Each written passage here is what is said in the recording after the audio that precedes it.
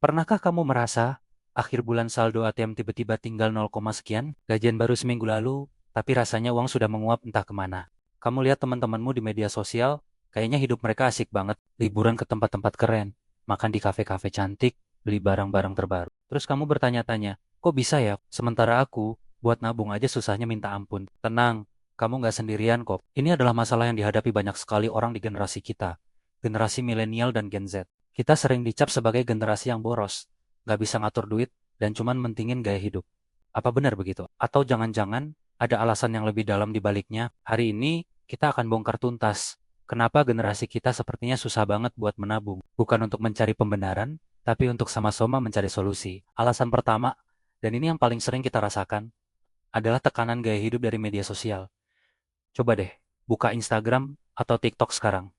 Isinya apa? Pameran kehidupan yang sempurna.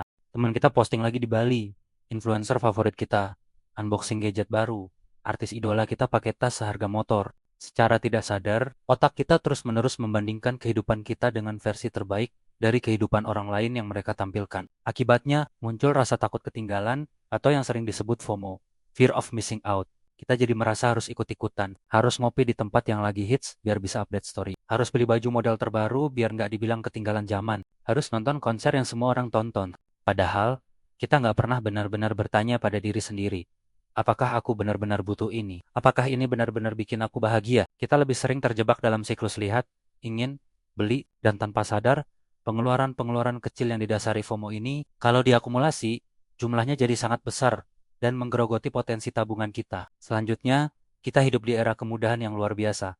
Mau makan, tinggal klik aplikasi pesan antar. Mau belanja, marketplace siap 24 jam.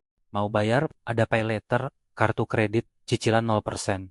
Semua serba instan dan mudah. Kemudahan ini di satu sisi memang membantu, tapi di sisi lain ini adalah pedang bermata dua. Batas antara keinginan dan kebutuhan jadi semakin tipis. Kita jadi lebih gampang tergoda untuk melakukan pembelian impulsif. Dulu, kalau mau beli sesuatu, kita harus pergi ke toko, lihat barangnya, bayar pakai uang fisik. Prosesnya lebih panjang, jadi ada waktu untuk berpikir ulang. Sekarang, cuma butuh beberapa detik dari lihat iklan sampai barangnya terbayar. Opsi beli sekarang, bayar nanti juga menciptakan ilusi bahwa kita punya uang lebih dari yang sebenarnya. Kita merasa mampu membeli sesuatu hari ini, padahal kita sebenarnya sedang menggadaikan pendapatan kita di masa depan. Ini adalah jebakan yang sangat berbahaya dan bisa membawa kita ke dalam lingkaran utang yang sulit untuk dilepaskan. Alasan ketiga yang gak kalah penting adalah ekspektasi sosial dan budaya. Di lingkungan kita, seringkali ada tekanan untuk terlihat sukses. Sukses itu identik dengan punya mobil, punya rumah, sebelum umur 30, nikah dengan pesta yang mewah. Standar-standar ini seringkali nggak realistis dengan kondisi keuangan kebanyakan dari kita. Gaji mungkin naik,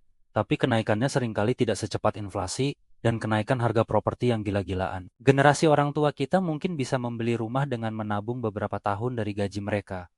Tapi sekarang, harga rumah di kota besar bisa puluhan kali lipat dari pendapatan tahunan kita. Akhirnya, banyak dari kita yang merasa putus asa. Buat apa nabung sedikit-sedikit? Toh nggak akan cukup juga buat beli rumah.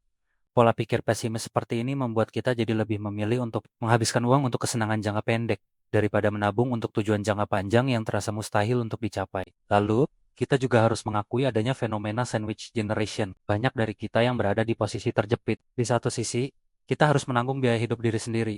Di sisi lain, kita juga punya tanggung jawab untuk membantu keuangan orang tua, bahkan adik-adik kita. Ini adalah bentuk bakti dan kasih sayang, tapi tidak bisa dipungkiri. Ini menjadi beban finansial yang sangat berat. Pendapatan yang seharusnya bisa dialokasikan untuk tabungan atau investasi, akhirnya terpakai untuk memenuhi kebutuhan dua, bahkan tiga generasi sekaligus. Sulit sekali untuk menabung jika arus kas keluar lebih besar dari arus kas masuk setiap bulannya. Terakhir, mari kita jujur. Tingkat literasi keuangan di kalangan kita masih banyak yang perlu ditingkatkan. Di sekolah kita belajar matematika, fisika, sejarah, tapi jarang sekali kita diajarkan secara mendalam tentang cara mengelola uang pribadi. Bagaimana cara membuat anggaran, apa bedanya tabungan dan investasi, bagaimana cara kerja bunga majemuk, bagaimana mengelola utang secara sehat. Banyak dari kita yang belajar tentang keuangan secara otodidak.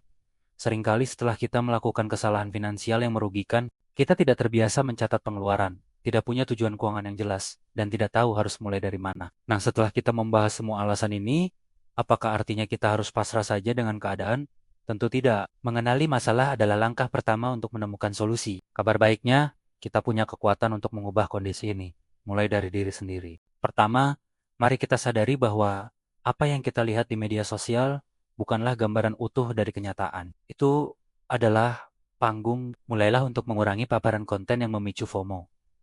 Unfollow akun-akun yang membuatmu merasa rendah diri atau konsumtif. Sebaliknya, follow akun-akun yang memberikan edukasi positif, terutama tentang keuangan pribadi. Ciptakan kebahagiaan versimu sendiri, bukan versi yang didikte oleh tren. Kedua, lawan godaan kemudahan dengan menciptakan jeda. Sebelum check out keranjang belanjaanmu, coba tunda selama 24 jam. Tanyakan lagi pada dirimu, apakah aku benar-benar butuh barang ini? Atau ini hanya keinginan sesaat? Hapus aplikasi belanja yang tidak perlu dari ponselmu atau matikan notifikasinya. Untuk opsi pay later gunakan dengan sangat bijak, hanya untuk kebutuhan mendesak, bukan untuk gaya hidup. Ketiga, definisikan ulang arti sukses menurut versimu sendiri. Sukses tidak harus selalu diukur dari materi. Punya pikiran yang tenang, bebas dari utang, punya dana darurat yang cukup, itu juga bentuk kesuksesan yang luar biasa. Buatlah tujuan keuangan yang realistis dan terukur. Mulai dari yang kecil, misalnya menabung 10% dari gaji setiap bulan. Setelah berhasil, baru tingkatkan targetnya. Jangan bandingkan perjalananmu dengan orang lain. Setiap orang punya garis waktu dan perjuangannya masing-masing. Keempat, jika kamu adalah seorang sandwich generation, komunikasi adalah kunci. Bicarakan kondisi keuanganmu secara terbuka dan jujur dengan keluarga. Mungkin ada solusi yang bisa dicari bersama untuk meringankan beban, misalnya dengan berbagi tanggung jawab atau mencari sumber penghasilan tambahan bersama. Dan yang terakhir, mari kita tingkatkan literasi keuangan kita. Banyak sekali sumber belajar gratis yang tersedia sekarang, mulai dari video YouTube seperti ini, podcast, blog, hingga komunitas online. Mulailah dengan membuat anggaran bulanan yang sederhana. Metode 50-30/20, yaitu 50% untuk kebutuhan, 30% untuk keinginan, dan 20% untuk tabungan dan investasi, bisa menjadi awalan yang baik. Catat semua pengeluaranmu, sekecil apapun itu. Kamu akan kaget melihat kemana saja uangmu pergi. Menabung memang tidak mudah, terutama di tengah tantangan yang kita hadapi sekarang. Tapi, bukan berarti tidak mungkin. Ini adalah sebuah maraton, bukan lari cepat. Setiap langkah kecil yang kita ambil hari ini akan berdampak besar di masa depan kita. Mulai dari hal kecil, konsisten, dan yang terpenting, maafkan dirimu jika sesekali gagal. Yang penting adalah bangkit dan mencoba lagi. Yuk, kita buktikan bahwa generasi kita bukan cuma generasi yang jago gaya, tapi juga generasi yang cerdas secara finansial.